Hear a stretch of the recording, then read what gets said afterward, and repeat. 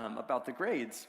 So that's changed in me. So I'm aimless, I'm wandering, right? And the other thing I wonder, does anyone else maybe relate to that? Wandering, aimless. Anyone feel bored, right? Anyone feel like they're waiting, but they're waiting and they don't know why they're waiting, but they feel that they're like, I'm waiting and I just got this pent up energy and I need to do something, but I don't know what to do and where to go.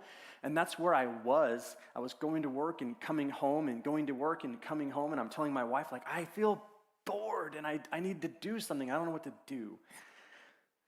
Anyone else maybe feel comfortable on easy street? No worries. You're just like, I got it good. Bills are paid. Kids are out of the house. They all believe in Jesus. I'm good. Like, I did my job. Now I'm just going to put my feet up and I'm just going to watch and not do anything. And I'll tell my old war stories of the things I did in the past. And I'm going to live off of that juice. I'm not going to make anything new, right? Maybe you're just comfortable. Maybe some of you don't feel ready. Maybe you don't feel worthy. Maybe you feel weighed down by burdens, sin in your life. You feel like you just got too much and you don't know what to do to get rid of it. And maybe this is the four-letter word of Christianity, is busy. You're too busy. And we'll read about some people that have been too busy for their adventure. So the call of God, the opened hand of invitation for 2025, is that hand of adventure. And I picture it like Aladdin, right? Which is like, I think for a grown man, this movie, I think I could watch Aladdin without children and still get away with it without being weird. I think Aladdin holds up. Right? There we go. Right? It's about a dude. He's going to go get the girl. He's going to beat the bad guys. It's a good story. But he's got that moment right on the magic carpet when he's holding his hand out to Jasmine. He's like, take my hand. Let's go on a magic carpet ride and I'll show you a whole new world. Right? But she's scared. It's the same way we are. Right? We are the same way with God. He's got the open hand of invitation and he's saying, come on with me. And you're like, whoa, but that's a magic carpet. That's kind of like weird, Am I really going to do this and give up I've got my castle and my tiger, and I got all my stuff and I'm going to give up all that to go with this kid who's not even really rich. He's just got a genie. And what if all of his magic runs out and he's poor again? And then the magic carpet leaves because he's poor, and then I'm poor with him, and I lost my dad and my kingdom and my tiger, right? So she's got a lot to give up, and he's saying, come with me, right? So that's the hand of God to all of us for 2025, the adventure. And so the adventure may last a month. It may last 10 years. I don't know. But this is the thing. So I was talking to Jason about this, and I looked it up. It's Sisyphus. That was his name, which sounds wrong, but it's Sisyphus. So there's the Greek immortal, right, the character of Sisyphus, and he's pushing a rock up a hill, and he gets to the top of the hill, and then the rock rolls back down, and he goes back down, and he pushes the rock up again. And you're like, wow, that would suck, right? But no, that's actually the call for all of us. Every time you reach the end of your adventure with God, whether it's a month, a year, 10 years, I don't know what it might be, but when you get to the crest and you get to the top, you don't just stop there and marvel at what you've done, because that's where you become bored and wandering without aim, and you become self-indulgent, and you become living off the old story, the old war stories, right? And you stop doing things meaningful, and that is not the call of God for our life. We're made in the image of our Maker. We are made to make things, thank you, right? So just as the character of Sisyphus in Greek mythology is pushing the rock up a hill, when you get to the top of the hill, you go, okay, God, what next? Is there another mountain for me to overcome? All right, so we're going to start in Genesis 11. And so picture with me. So again, this is a thought and process. So as I go through this, I want to show you my notes for today. Thank God for my wife, because she told me at least I needed to have some kind of an outline. It's just my crazy ramblings of reading the word and jotting down notes. I had no structure until I told my wife everything I wanted to teach on, and then she was like, yeah, but what does it all mean? And I was like, great question. So then I had to write it down. So anyways, we're going to start in Genesis 11, and picture this with me, right? So the Bible is like a cave, and you get to go in this cave, and you get to explore. And so we've got our chisel and our hammer, and we've got you could even have a flashlight, right? And we're going to go in the cave, and we're going to be in Genesis, and we're going to start chiseling around. We're going to take some rock off. We're going to be like, wow, that's really cool. Save that for later, right? And then we're going to tunnel over to Luke for a little bit, and you're like, wait a second, Heath, how do you get to thousands of years later from this cave here in Genesis? That's the beauty of the Word of God. It's all Jesus. the whole way. So we're in Genesis. We're going to tunnel over to Luke. We're going to dip into Acts for a little bit. Double entendre, not Acts, but like the book of Acts, right? We'll spend some time in Acts, just a second, and then I didn't get fully into Matthew. We'll see if we get to Matthew. But so we're going to start in Genesis. And actually, I read from my King James Version in first service, and while I love King James Version, I realize it's not the easiest read in public. So we're going to go from my phone with New King James. So Genesis 11, we're going to start in verse 31, but I'm going to give some backstory, and then I'll get there. So prior to 31, where we start reading about Abram at the time and his father Terah, the immediate context of what precedes verse 31 is the fall of the Tower of Babel, right? So then we see that God confuses the languages of man, and they begin to separate and form their tribes and form their separate communities based on their common language, okay? And so, but what you have in this civilization that was at the Tower of Babel were all of the descendants of Noah and his sons. So you've got the sons of Japheth, which I think were the Japhethites. I don't know how to say their name. You've got the sons of Shem, which were the Semites, and you've got the sons of Ham, which were the Hamites. And so they're all living in Babel, speaking one language, and then God, again, separates them. And so then they form their separate tribes, okay? And so that's what immediately precedes this, okay?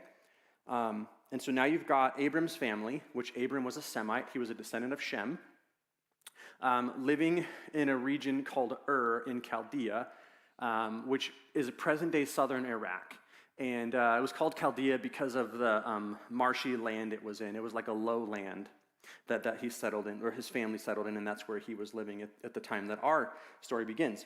So I'm going to read through 31, to 11:31, and then we're going to stop at 12:6. And that is as far as I got with this, and the many hours that I spent researching and preparing and diving into my cave with my chisel and picking and going, God, what have you got to show me? And why does it matter? And what is it? And the why, the big why. We're going to ask why a lot. And that was also where my wife comes to me in 3 hours after I've been studying, and she's like, so how far have you gotten? I was like, I'm on 12:6. And she's like, you want to do all of Abraham? I was like, well, I wanted to, but not anymore. I can't now. It's like way too much. So we got to 12:6. So that's what we're going to read there. So 11:31.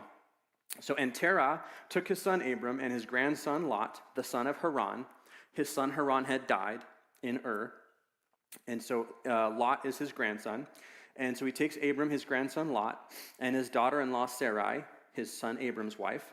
And they went out with them from Ur of the Chaldeans to go to the land of Canaan. And they came to Haran and dwelt there. And so the days of Terah were 205 years, and Terah died in Haran.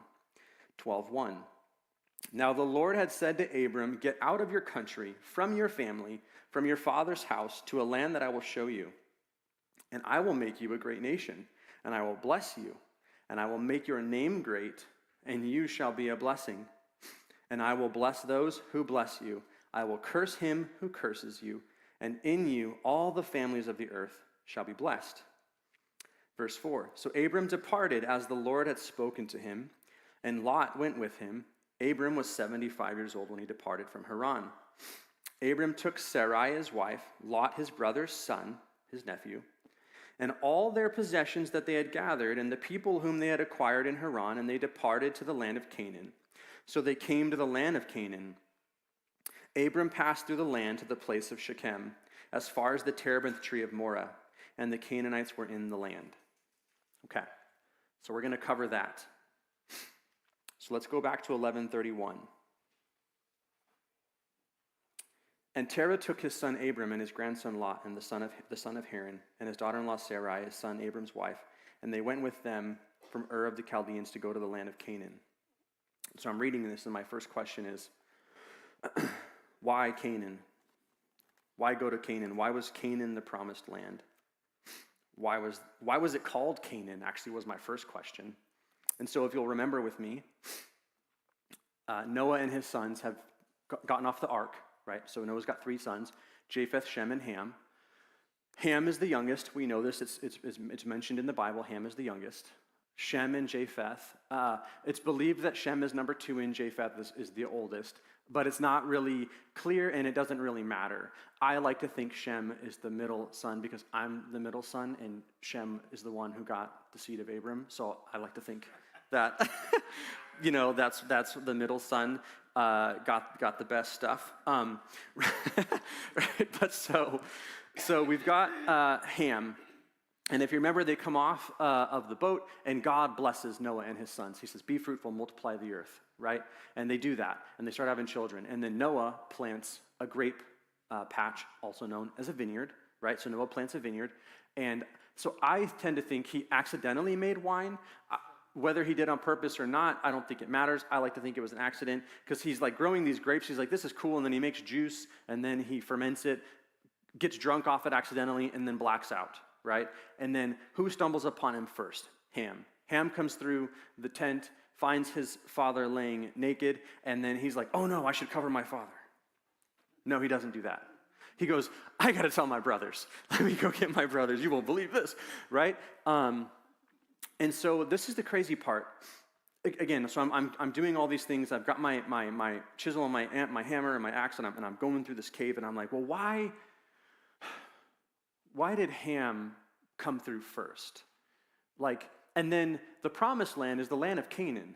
So Ham's descendant, Canaan, that was Ham's son, is going to inhabit what would eventually be the promised land, the land of fertility for the Hebrew nation, Israelite nation. Was Ham supposed to receive that blessing? And being unaware of the potential call of God on his life, being sucked into his own self-indulgent thoughts of what do I want, and maybe even possibly being bitter with his father for some reason, being self-righteous in his own regard, finds his father naked, and instead of covering him, wants to expose and embarrass his father. And then what do his brothers do? They come in and they go, oh my gosh, dad's naked. No, they get the blanket and they walk backward and they cover their father so they don't see his nakedness. Right? So Noah wakes up, he finds out what's happened, and he curses Ham.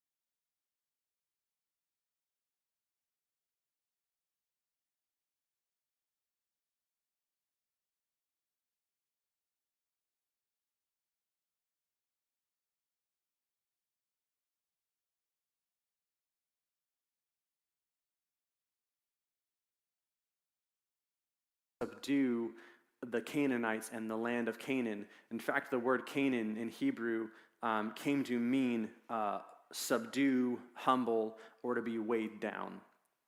So that was what it meant. And so it's like, okay, so they're going to go to Canaan. I know why they're going in so many different ways. This makes sense now. Okay, so they're going to leave. Let's go back to Genesis 11. See how quickly I can get there.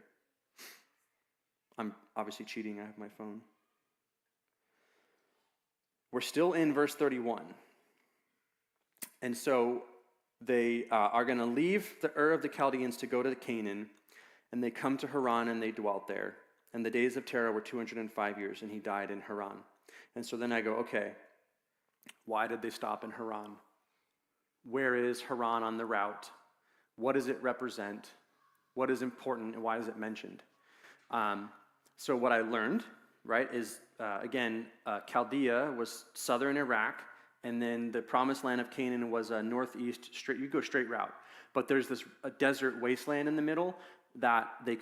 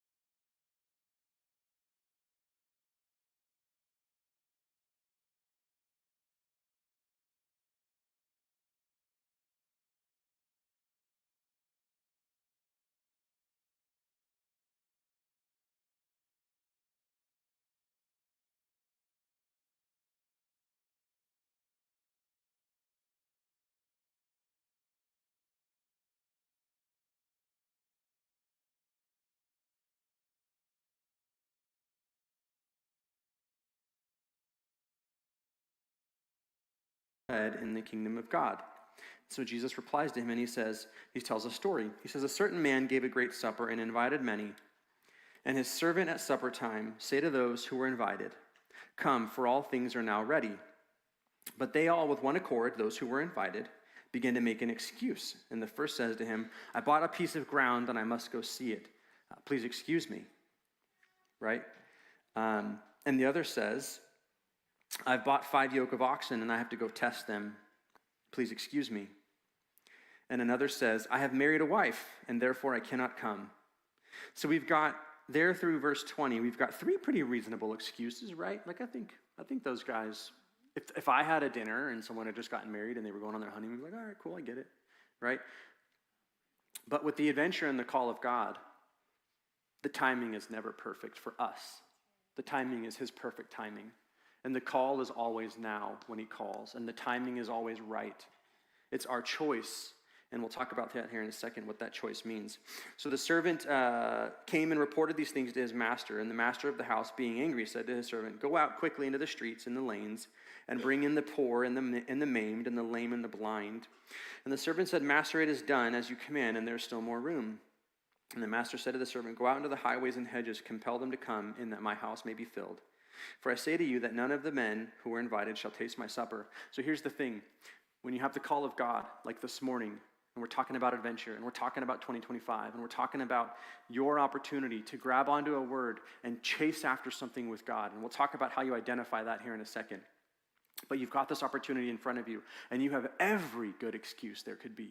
And the only person, just as Abram suffered when he delayed. He suffered when he told someone else about the call, right? Invite someone else to the dinner. I can't make it. Send someone else in my place.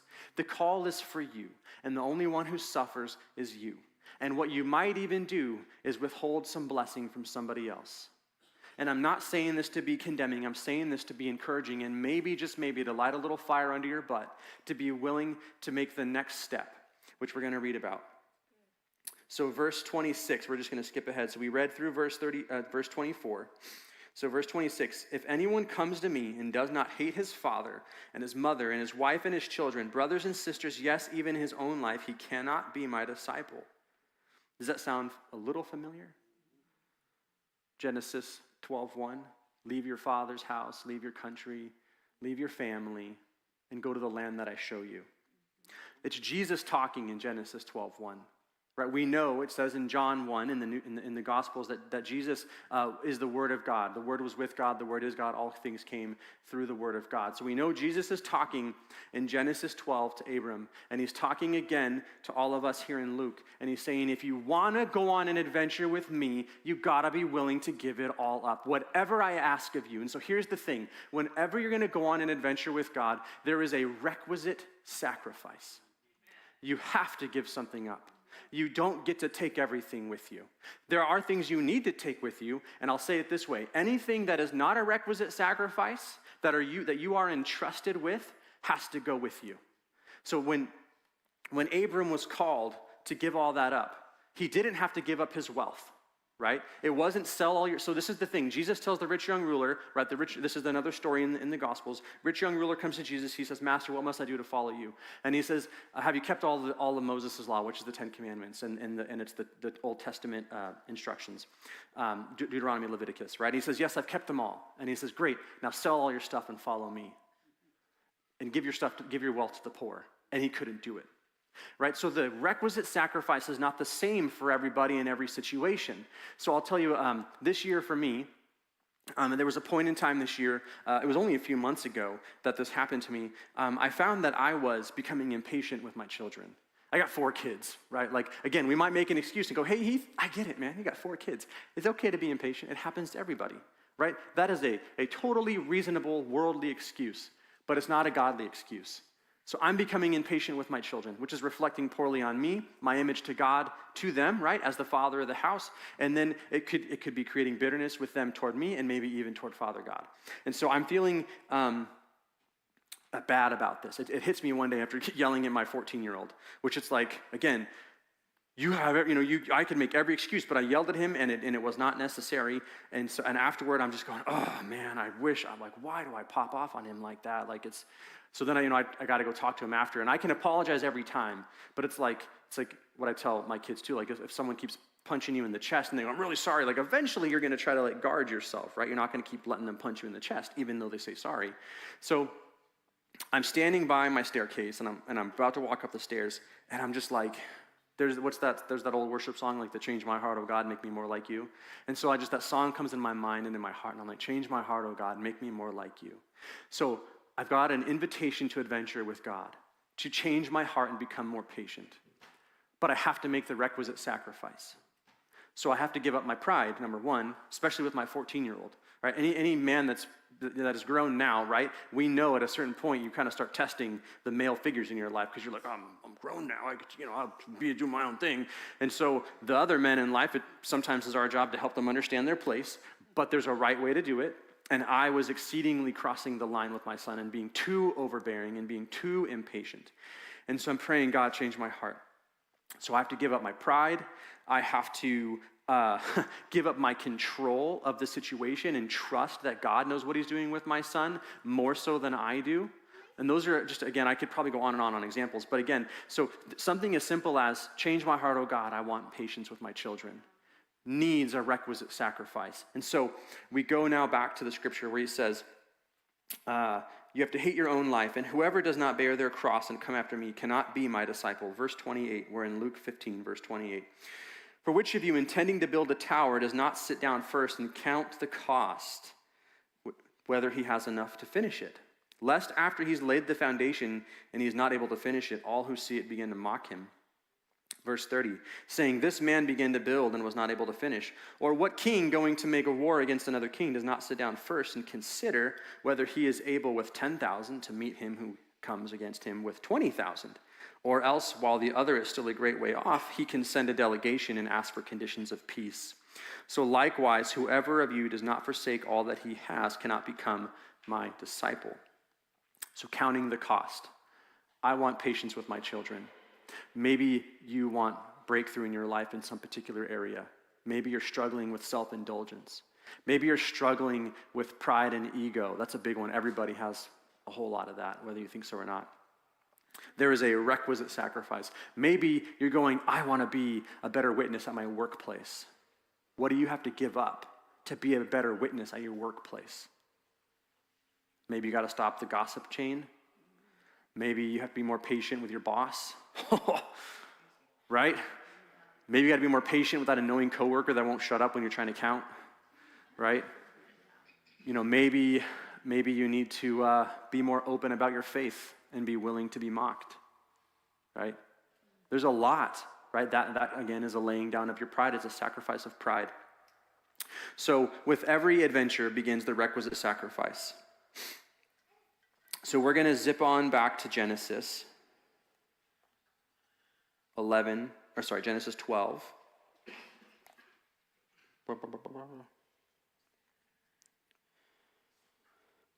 All right. And this is the cool parts when you go on that adventure with him. So after he tells him what he needs to sacrifice, he says, I will make you a great nation. I will bless you if you go on this adventure with me. If you become my disciple. I will make your name great. And this is my favorite part. You shall be a blessing to others. Who doesn't want to be a blessing to others? Who doesn't want to be able to impart love and patience and kindness, financial security, gifts of the Spirit, healing? Right, as Jesus tells us, right, he's the water that doesn't run dry. It quenches our thirst for life. I will bless those who bless you and curse those who curse you. And in you all the families of the earth shall be blessed. So this is Jesus talking to Abram. And in Luke, well, let me just make sure I'm not getting too far ahead of my notes here. As I was saying, so like this is like the scribblings of my notes. So there's some organization, but there's also not organization. All right. Yeah. Yeah. All right, so let's go to Luke 5. We're going to zip back to Luke 5. We might land the plane here, or we'll go to Matthew for a second, but we're going to go to Luke 5. We're going to start at verse 1. So Jesus has been baptized, he has gone through the desert, and he has begun his ministry. And so this is as he's calling his first disciples. Luke 5, verse 1. So it was, as the multitude pressed about him to hear the word of God, that he stood by, I want to say it was the Sea of Galilee, Lake Gennesaret. I think there's another name for it. He stood by the lake of Gennesaret and saw 2 boats standing by the lake. And the fishermen had gone from there, and they were washing their nets. And so he got into one of the boats, which was Simon's. And you wonder, did he do it on purpose? I believe yes. And asked him to put out a little from the land, and he sat down and he taught the multitudes from the boat. So again, I've got my axe. I'm in this cave, which is called Luke, and I'm like, why was he teaching by the sea or the lake? Why did he get into the boat? Like, why did the boat matter? Like, why does it mention the boat? And why does it mention that he pushed out from the shore? Because he could have sat on the boat on the shore, and basically, because some people would say that it was like a pulpit because he was elevated, right? He's in a boat. But he pushes out away from the shoreline. So in the Bible, when you go through Old Testament, New Testament, water has a deep meaning. And our God, and we talked about this in first service, our God is the God of order and chaos. He controls both. And both have a place and a time.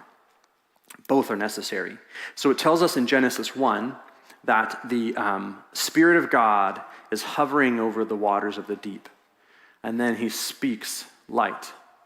And so what that's teaching us is that God, the deep, the waters of the deep, always, anytime you read it in the Bible, in literary, historical literature, and even now in our time, it just, for humans, when we look at the deepness of the water, if you've ever been on a deep sea fishing, or you've been on a cruise, or if you were in the Navy and you were out in the deep water, there's a mystery to it. There's a chaotic nature to it. There's a fear and anxiety to it. There's an actual phobia of the deep ocean that exists. And so the Spirit of God is hovering over the deep waters because he is the God of the deep. And then he speaks light because he has dominion over all. And so Jesus is demonstrating his dominion because he gets on the boat and he pushes out. And so now there's water between him and those that are listening as he's teaching. And he's demonstrating that he is the voice from Genesis is the same voice speaking to them now. That's demonstrating his authority over the chaos that they're experiencing, over the fear that they have. And the other thing, too, is the water barrier between them. We see throughout the Old Testament, there is a symbolism with water barriers, that anytime there's the Israelites come across, like they're going to cross the Red Sea when they're fleeing the Egyptians, right? There's a water barrier, the Red Sea, and God separates the barrier when we are pursuing him correctly. Okay, so Jesus is teaching from over the sea, over the water, and he's in the boat. He's demonstrating his authority, and he's speaking light.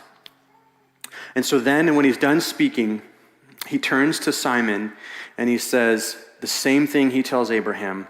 He says, launch out into the deep and let down your nets for a catch. And so there's a saying that I learned in this from Latin, and I was joking with Ron, if he's still here, and we were talking about looking stuff up on YouTube. I looked it up on YouTube because I wanted to say it correctly. So there's a saying in Latin that I've come to love now after doing this. It's duc in altum, and it means into the deep.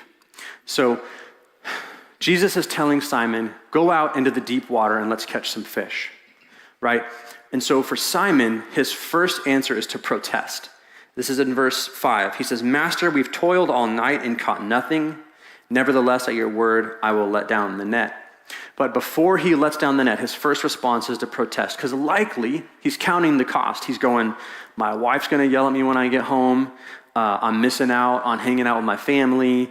I'm already tired, so I got to expend more energy. It's going to cost resources to go out there. There's wear and tear on my ship. We may not catch anything, right? Because as a fisherman, they're entrepreneurs in this day and age. They're all self-employed. And so Simon is used to taking risk at this point in his life. And so he's counting the cost. And it's like, okay, well, this man who just spoke light to all of us, like I guarantee you, Simon, he knows. He's already calling him master, right? He's knowing in this point that Jesus is a rabbi, right? He's a master, a teacher of the word. And so he's recognizing that. And he's like, because you asked, I will do it, but I don't want to do it, right? Going into the deep. And so this is the beautiful part. When they had done this, they caught a great number of fish, and their net was breaking. And so they signaled to their partners in the other boat to come and help them. And they came and filled both boats so that they began to sink. And this is the beauty of it all, right? So Jesus tells Abram in Genesis 12, leave your family, leave everything you know, push off from the shore, go into the deep waters, follow me, and I will make you a blessing to all. So Jesus now tells Simon, push off the shore, go into the deep, catch some fish. And what does Simon do? They're filling their net, and I assure you at some point Simon's like, I got a lot of fish. I could call it. I'm done. Like, I could go home with this, and my wife's going to be like, woo, we're going to pay all the bills. All right, right? Like, and he can tell his story. There was this guy, and he told me to do this, and we did it. Like, you won't believe it. It was crazy, right? He's already got an awesome story. But I'm reminded, there's one of my favorite shows that I used to watch. It's called Parks and Rec. Anybody watch Parks and Rec? Remember Ron? What was Ron's last name? It's Ron Swanson. So there's a character, Ron Swanson, in the show, and he's kind of like I don't know, like he's a pretty plain guy, loves steak. So in one of the episodes, they go to a particular town that has his favorite steak restaurant, and he's all excited, and he has like a special bib and like a special thing that he wears, and he's got these plans, and the steak restaurant is closed. So he's all sad and downtrodden, and he's crying and he's pouting, and his friends take him to the next best thing for Ron, which is a diner where he can get bacon and eggs. And so he tells the young guy working behind the counter, he's like, give me all of the bacon and eggs that you have. And he goes, all right. And he goes, no, listen to me, son. I think what you heard was, give me a lot of bacon and eggs. What I said was, give me all of the bacon and eggs that you have. So this is Simon going, I'm going to get every single fish. And he's like, my net's breaking. So he's like, guys, come over here and get some fish for your families. So Simon goes into the deep, catches a big haul, recruits more workers for the call, right? Because now he's multiplying the call, right? He's in proper alignment with the call of God. He's pushed out in the deep. He's taken the risk. He's made the requisite sacrifice. And now he gets to be a blessing to others. And he says, guys, come over here. Share in the blessing. Share in the work. Share in the glory. And they catch a bunch of fish. And after that, immediately Jesus tells them, hey, don't worry about any more fish because I'm going to make you guys catchers of men. Because I guarantee you, Jesus is sitting back there and he's going, this is the guy I'm going to build my church on. This is the rock. This is Simon Peter, right? And Simon doesn't even know it at the time, right? And the crazy thing is, just like Abram goes from Abram to Abraham, Simon goes from Simon to Peter. Because he answered the call and he aligned himself properly. He didn't hold it so tight. When Jesus put the net down here, like I'm sure they were going for a while. He's like, put it here? He's like, no. Put it here? No. And I guarantee you Simon's like, well, I know this is a good spot. I fish this all the time. This guy doesn't know what he's talking about. He's, they're rowing their boat out into the water. But he's got no control. He's following the call of God on his life. And they catch the fish. And it becomes a blessing to others. And I guarantee you, if Jesus said, push out in the deep and make a catch, and Simon was like, no, I got to go home to my wife. I just bought some land that I got to go check out, and we got some ox we got to check out. Jesus would have said, that's cool. I'll get someone else to go catch some fish with me. So this is the thing again for all of us, is the call of God on your life is always available right now.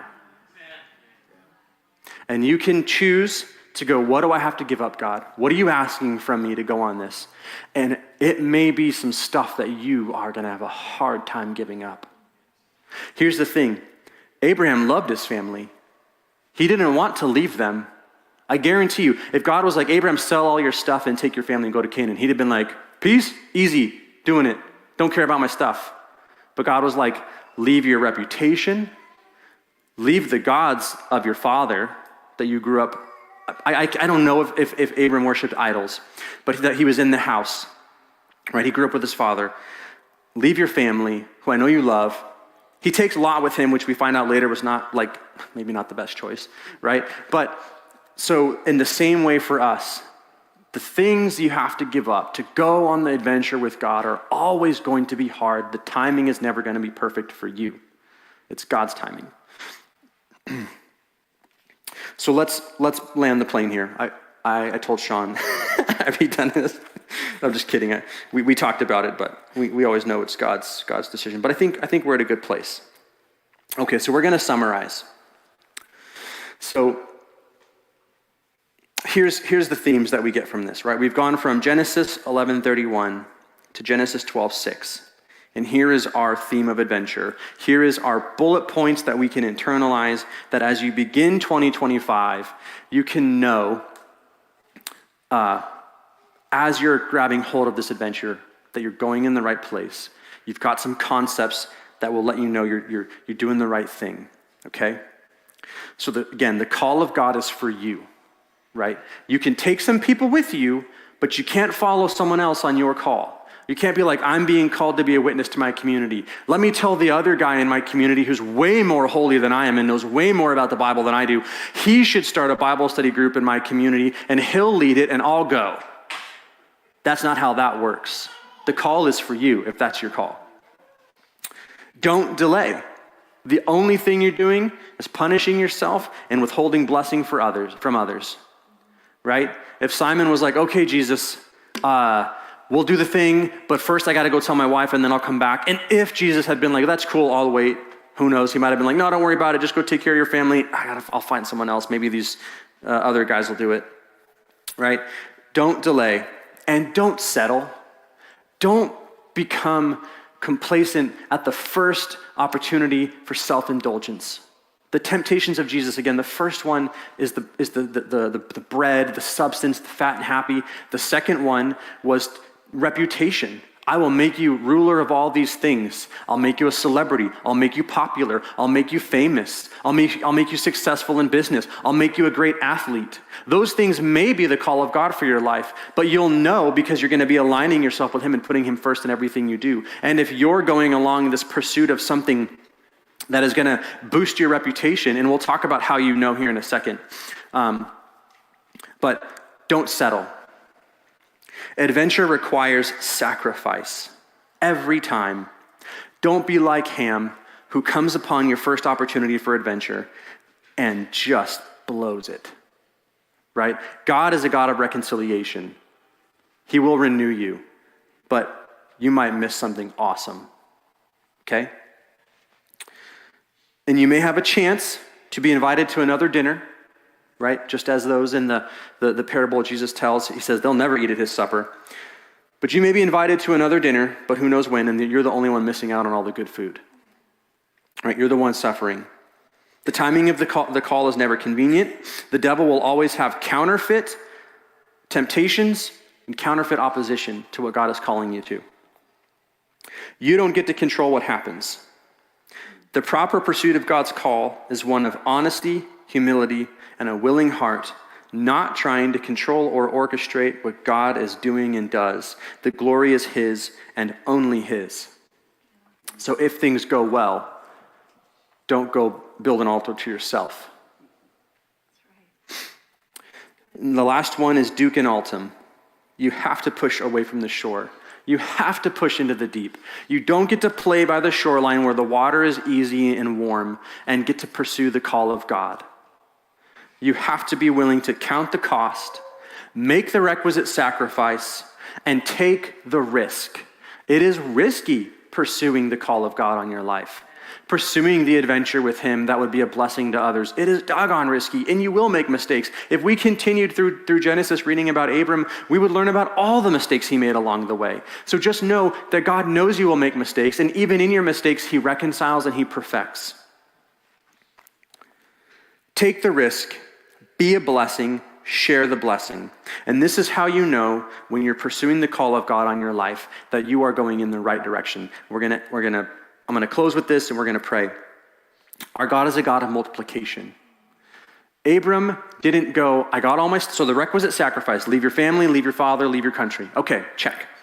I got all this stuff. It'd be sure easy to go light. Hey, Dad, his brother didn't come with him, right? I forget his other brother's name. Anyways, he had another brother. He didn't come with him. He's like, hey guys, take care of my stuff. I'm going to take my wife with me. Or maybe he doesn't take his wife, I don't know. But he goes, take care of all my stuff and my people. I'm going to go to Canaan, and then when I'm all settled down, I'll come back and get him. You don't get to ditch the responsibilities that God has entrusted you with and then take on the new responsibility that he's multiplying you into. You don't just get to ditch it. Again, you make the requisite sacrifice, whatever that thing may be, but all of your other responsibilities that God has entrusted to you come with you. Our God is a God of multiplication. We saw that Abraham's influence increased. We saw that his wealth increased. We saw that his reputation increased. His family increased. When he left, he didn't have an heir to his life, all the things he had acquired. God gave him not only one heir, but two on accident, error, right, maybe? So our God is a God of multiplication. We learn this in Matthew, and this is where we'll just take our axe and we'll just swipe at Matthew from the cave we're in, right? So in Matthew, we hear the parable of the talents, right? You've got the one servant who doesn't sow the talent. And the master comes back and he casts him out. And he says, and Jesus tells everyone this, he says, to those who have much, more will be given, and to those who have little, everything will be taken. That when God entrusts you with something, he's a God of multiplication. If you find, you start getting, he's not division, so it's not like things start getting halved from you, right? But if you find things start getting subtracted from you, your first response needs to be align yourself with the call of God. We learn this in Job. So Job, we find a man who's following God, and things start getting subtracted from him. And what does he do? Strips his clothes, gets before God and says, God, what am I doing wrong? He may have been doing nothing wrong. It appears in Job he wasn't doing anything wrong. But he aligned himself with God. He sought the will of God, and he said, what am I doing wrong? And we find that God multiplied him yet again. Okay? So when you're going on this adventure with God in 2025, and maybe for years to come, it could be a month again, it could be 10 years, I don't know. But you'll know you're going on the right way when things start multiplying in your life. And if things start subtracting, seek counsel, seek wisdom, align yourself with God. Okay, don't build an altar to yourself. So let's all stand. I don't know if we have a worship leader that can play, or we get some music on here. Can I get the prayer team, some of the prayer team up front here?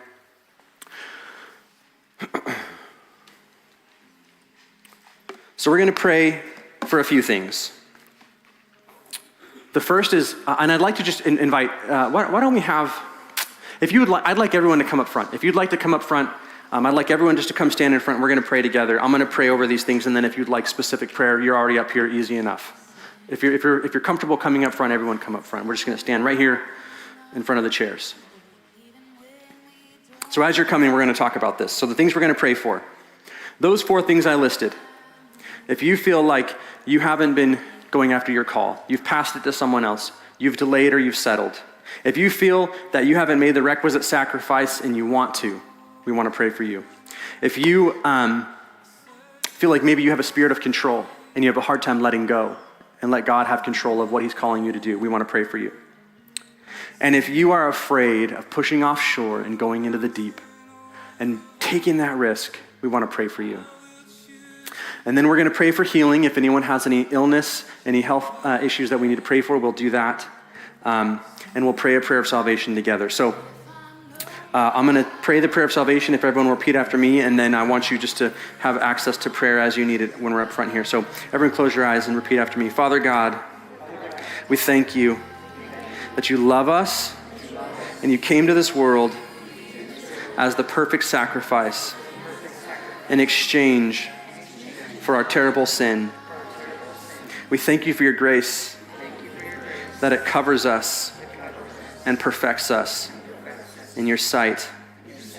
We seek you this now and forever. Thank you for your forgiveness. Amen. So we've got prayer up here. Again, I would love to pray for people that need prayer for their call. If you're feeling like you don't know what to sacrifice, maybe you got a spirit of control, or if you're afraid to push into the deep, they're up here to pray for you. Everyone else, you're dismissed.